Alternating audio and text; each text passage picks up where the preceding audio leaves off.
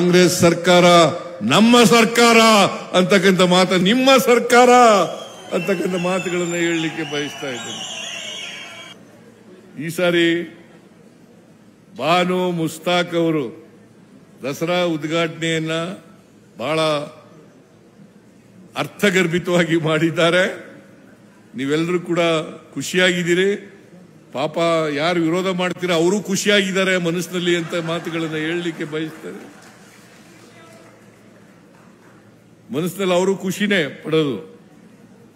ಆದ್ರಿಂದ ಸಂವಿಧಾನ ಯಾರು ಓದ್ಕೊಂಡಿದ್ದಾರೆ, ಯಾರು ಅರ್ಥ ಮಾಡ್ಕೊಂಡಿದ್ದಾರೆ, ಅವರೆಲ್ಲರೂ ಕೂಡ ಖುಷಿ ಪಡ್ತಾರೆ ಅಂತಕ್ಕಂಥ ಮಾತುಗಳನ್ನು ಹೇಳಿ, ಇನ್ನು 11 ದಿನ ನೀವೆಲ್ಲರೂ ಕೂಡ ದಸರಾ ಉತ್ಸವದಲ್ಲಿ ಭಾಗಿಯಾಗಿ ಸಡಗರದಿಂದ ಸಂಭ್ರಮದಿಂದ ಆಚರಿಸಿ ಅಂತಕ್ಕಂಥ ಮಾತುಗಳನ್ನು ಹೇಳ್ತಾ, ನಾಡಿನ ಎಲ್ಲ ಜನರಿಗೆ ದಸರಾ ಮಹೋತ್ಸವದ ಶುಭಾಶಯಗಳನ್ನು ಕೋರಿ